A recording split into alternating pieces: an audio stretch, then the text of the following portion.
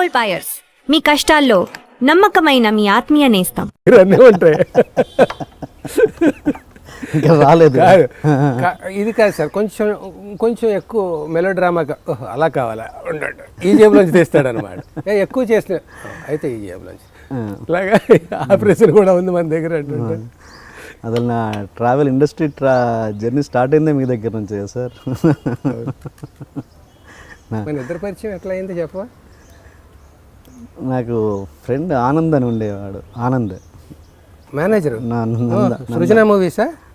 Yes yes, Chinnarao గారు ఆనంద్ అతను తీసుకొచ్చి వాడు చెప్పాడు ఇట్లా ఎల్బీ గారి దగ్గర ఉందిరా ప్లేస్మెంట్ అంటే, నేను అప్పుడు ఇండస్ట్రీకి ఎలా వెళ్ళాలని ఆలోచిస్తున్న పరిస్థితిలో ఉందిరంటే, సరే ఏది నేను యాక్చువల్లీ నాది రైటింగ్ ఇంట్రెస్ట్ లేదు, నాకు ఓన్లీ డైరెక్షన్ కాబట్టి సరే ఏదో అక్కడే అన్నయ్య తేడా. ఇప్పుడు నేను నాటక రచయితని అయినందుకు నేను గొప్పగా ఎలా ఫీల్ అవుతాను తెలుసా? నవరస భరితం నాటకం కావ్యేషు రమ్యం అంటే రచనా ప్రక్రియలు అనేక ఉన్నాయి. కవిత ఉంది, కథ ఉంది, నవల ఉంది, వ్యాసం ఉంది, ఏదైనా ఉంది, నాటకం కూడా ఉంది. ఈ మిగతావన్నీ రాయడం కంటే నాటకం రాయడం కష్టం. మిగతావి ఏది రాసిన వాడైనా నాటకం రాయలేకపోవచ్చు. నాటకం రాసిన వాడు మిగతా ఏదైనా రాయగలడు. ఎందుకంటే అది అంత కష్టం అని చెప్పడానికి నాటకానికి చాలా లిమిటేషన్స్ ఉన్నాయి, చాలా పవర్ కావాలి, చాలా 24 క్రాఫ్ట్స్ మీద అవగాహన ఉండాలి, ఇవన్నీ ఉన్నాయి. అలాగే ఇప్పుడు నేను డైరెక్టర్ని అవుదాం అనుకున్నాను, కానీ రచన నా ఇది కాదనేది కాదు. రచయిత అయిన వాడు ఏదైనా అవుతాడు, డైరెక్టర్ కూడా అవ్వగలుగుతాడు. రచయిత కాని డైరెక్టరు ఎక్కడికక్కడ బెరుగ్గా ఉంటుంది, ఎవరి మీద ఆధారపడాలి. ఆ రైటర్ వచ్చే కరెక్ట్ చేయాలి, ఆ రైటర్ చెప్పాలి, అతను చెప్పింది ఇతనికి నచ్చకపోయినా ఒప్పుకోవాలి. ఎందుకంటే ఎలా కరెక్ట్ ఏంటో ఇతను రాసుకోలేడు. అదే రచయిత అయ్యి ఉన్న డైరెక్టర్ ఉంటాడే, కుమ్ముతాడు. ఇంకా చూసుకో, ఇవాళ సక్సెస్ఫుల్ వాళ్ళని తీసుకో, అంటే వేళ కూడా సక్సెస్ ఉన్నారు రచయిత కాని వాళ్ళు. ఇవాళ కంపల్షన్ అయిపోయింది, డైరెక్టర్ అవ్వాలంటే ముందు రచన చేయాలి. నాకు ఎంతమంది వస్తుంటారో రచన కోసం నా దగ్గరికి. కానీ మీ దగ్గర వర్క్ చేసిన అసిస్టెంట్గా చేసిన ప్రతి ఒక్కరు డైరెక్టర్ అయ్యారు, నేను తప్ప. అంటే కొన్ని బాణాలు కొన్ని ఇలా వేస్తాం, కొన్ని ఇలా వేస్తాం, కొంచెం ఎక్కువ పెట్టేయాల్సి వచ్చినప్పుడు అది పవర్ఫుల్గా వెళ్తుంది అనమాట.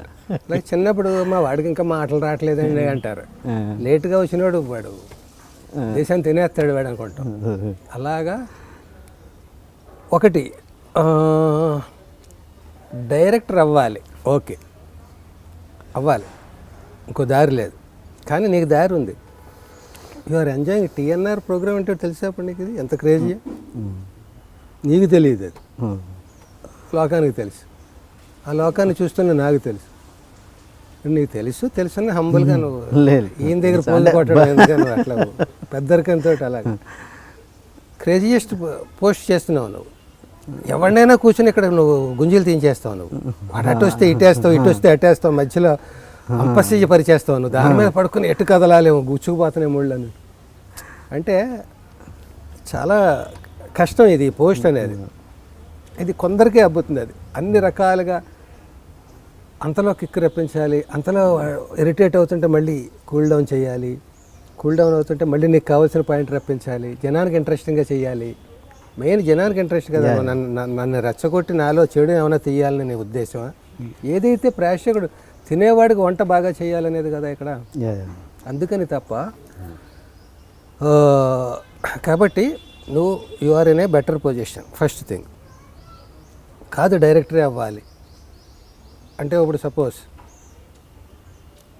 హై స్కూల్ టీచర్ అవ్వాలా, కాలేజీ లెక్చరర్ అవ్వాలా అనేది, నేను హై స్కూల్ టీచర్ అవ్వాలని హై స్కూల్ టీచర్ నీ అంబిషన్ అనుకో, నువ్వు అనుకోకుండా లెక్చరర్ అయిపోయావు అనుకో. నేను అన్నీ సాధించాను కానండి ఆ టీచర్ అవ్వలేకపోయానన్నా అనేది ఉందనుకో, ఓ రకంగా టీచర్ నీ అంబిషన్ కావచ్చు, కానీ equally you are enjoying. Lecturer అంటే ఇంకా సౌకర్యంగా ఉన్నావు నువ్వు. ఇప్పుడు నువ్వు నీకు హిట్ ఫ్లాప్ సమస్య లేదు నీకు. డైరెక్టర్ అయితే సినిమా సమస్య. బస్ స్టాప్ తీసినా టెన్షనే, బాహుబలి తీసినా టెన్షనే కదా. ఆ సినిమా బస్ స్టాప్ తర్వాత నెక్స్ట్ సినిమాకి ఆయనకి టెన్షను, బాహుబలి తర్వాత నెక్స్ట్ సినిమాకి ఈయనకి. అంటే టెన్షన్ ఉండాలి, టెన్షన్లోంచి అటెన్షన్ వస్తుంది. టెన్షన్ చెరిపేసుకుని అటెన్షన్ మిగులుతుంది. వెంకీ మీ దగ్గర వెంకీ, శ్రవణ్ అందరూ అయిపోయారు, నాకు తెలిసినంత వరకు అందరూ అయిపోయారు. వెంకీ, శ్రావణ్ వాళ్ళు అయ్యారు, కానీ ఇంకా బెటర్ పొజిషన్లో ఉంటే ఇంకా బాగుండేది. అది మన చేతిలో ఉండదయ్యా, మనం చెప్పగలమా? ఇప్పుడు ఒక నెల తప్పిన మాతృదేవత ఎన్నాళ్ళకి బిడ్డను కంటుందంటే 9 నెలలకండి అని చెప్పచ్చు. ఇప్పుడు 10th క్లాస్ చదువుతున్నవాడు డిగ్రీ ఎన్నేళ్ళకి అవుతుందంటే 5 ఏళ్ళకండి అని చెప్పచ్చు. ఒక కళను నమ్ముకొని ఏదో సాధించాలని టార్గెట్ జీవిత ధ్యేయాన్ని పెట్టుకుని ఇది ఎన్నాళ్ళు అవుతానండి, ఎన్నాళ్ళకి పడుతుందండి అంటే మనం చెప్పలేము. రేపే అవ్వచ్చు, 20 ఏళ్ళు పట్టచ్చు, ఎప్పటికీ అవ్వకపోవచ్చు. నేనున్నాను. ఎంత ట్రావెల్ చేసి చేసి చేసి ఎన్ని భుజాల మీద బరువులు వేసుకుని వెళ్ళి అది సాధించాలని ఒక మొండి పట్టుదలతోటి ఆ మార్గ మధ్యంలో ఎన్నో కొన్ని నాకు ఇష్టం లేని మజిలీలు చేసి తప్పదు. సో మనం చెప్పలేం కనుక ఏమో రేపు నీకు తెల్లారితే నీకు ఏంటో a best news, a good news. ఆశీర్వదించండి నన్ను, ఈ సంవత్సరం డైరెక్టర్ అవ్వాలండి. చాలా ఈజీ ఒక రకంగా డైరెక్టర్ అవ్వాలండి. నేను అయిపోయాను తెలుసా నీకు? నేను డైరెక్టర్. ఇప్పుడు డైరెక్టర్ అవ్వాలన్నది నా గోల్ కాదు సార్, మంచి సినిమా డైరెక్టర్ అవ్వాలన్నది నా గోల్. మంచి సినిమా డైరెక్టర్కి షార్ట్ కట్స్ లేవు. మంచి కథ రాసుకోవడం, మళ్ళీ కమింగ్ టు ది పాయింట్, నువ్వు రచయిత అవ్వడం అడ్వాంటేజ్. రచయిత అయినప్పుడే ఇంకొకటి మంచి కథ మంచి కథ అందరినీ అడగాలి. ఏది ఇచ్చినా ఇది మంచి కథ కాదు, నువ్వే రాసుకోవాల్సి వచ్చినప్పుడు మంచి కథ ఏంటో డిసైడ్ చేసుకో. సో మంచి కథ అంటే మళ్ళీ నేను కాంటెంపరీ కథల్ని నమ్మను, నేను ఇవాళ సీజనల్ నమ్మను నేను. అది మంచి కథగా నేను ఒప్పుకోను. ఓకే, లాంగ్ స్టాండింగ్ ఉండాలి ఏదైనా మంచి అనడానికి. వేళ ఒక మాయాబజార్, ఒక షోలే, ఇవి మనం చెప్పుకుంటూ ఉంటాం. అప్పటికి వాళ్ళకి ఎందుకు ఆ లాంగివిటీ ఉంది, ఆ దమ్ము ఉంది అందులో. ఇక్కడికి వేళ వచ్చి పెద్ద 100 రోజులు ఆడేసి రేపు దాని గురించి మర్చిపోతే అది గొప్పది కాదు. కరెక్ట్. అలాంటి మంచి కథలు ఎప్పుడూ ఆలోచించుకును. ఫర్ ఎగ్జాంపుల్, సీజనల్ ద్రాక్ష చెట్టుగా ఉండడం కంటే ఎవర్ గ్రీన్ కొబ్బరి చెట్టుగా ఉండడం నాకు ఇష్టం. ఓకే. సీజనల్ అంటే క్రాప్ వేస్తావు, దానికి ఎరువు వేస్తావు, స్ప్రే కొడతావు, పందిరేస్తావు, అన్నీ చేస్తావు, కట్ చేస్తావు, తోసేస్తావు, జేబులో వేసుకుంటావు, డబ్బు అయిపోయింది. ఆ పందిరి లేదు, ఆ చెట్టు లేదు, ఆ తిన్న ఆడి మర్చిపోయాడు, వీడు మర్చిపోయాడు. కొబ్బరి చెట్టు దొడ్లో వేసుకున్నావు, పెన్షన్ లాంటిది అది. ఉద్యోగంలో నెల నెల నెల నీకు 5 కాయలు 50 కాయలు అది పడుతూ ఉంటుంది. నీకు ఎంతో కొంత ఒక పైసా అయినా నెల నెల ఒక ఆదాయానికి సోర్స్ ఉంది అక్కడ. 30-40 ఏళ్ళు అది కాపు కాస్తుంది. అది ఒక్క కాపు కాదు, నెల నెల కాపు. అది అసలు కల్పవృక్షం అంటే అది.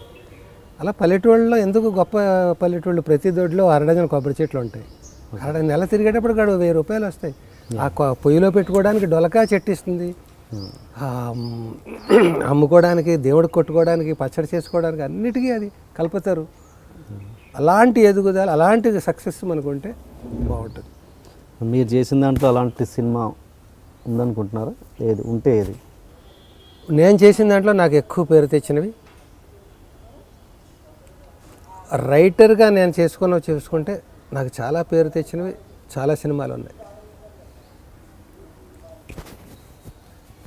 అప్పులపారావు, ఆ ఒక్కటి అడక్కు, హలో బ్రదరు, వారసుడు, హిట్లరు,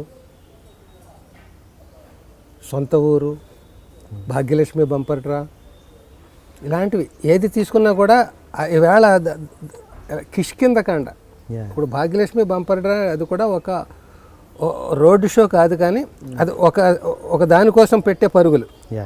సీక్రెట్ వీడి నుంచి వాడికి తెలిసిన, వాడి నుంచి వాడికి తెలిసిన, వాడి నుంచి వాడికి తెలిసిపోయిందేమో, వీడికి తెలిసిపోయింది. ఆ స్ట్రగులే అందం అందులో. ఒక దాన్ని పంచుకోవాలి, పెద్ద నిధిని. దీన్ని మనం ఎప్పుడో కిష్కిందకాండలో చేశాను. ఆ కిష్కిందకాండలో రోడ్డు షో అది. ఒక నిధి ఎక్కడో ఉంది ఒక శ్మశానంలో, దానికోసం అనేక మంది పరిగెడుతున్నారు. ఆ పరిగెడుతున్నప్పుడు ఎవరి నుంచి ఎవరికి సీక్రెట్ తెలిసిపోయింది. వాడికి తెలిసిపోయిందేమో, వాడు ముందు సొంతం చేసేసుకుంటాడేమో అని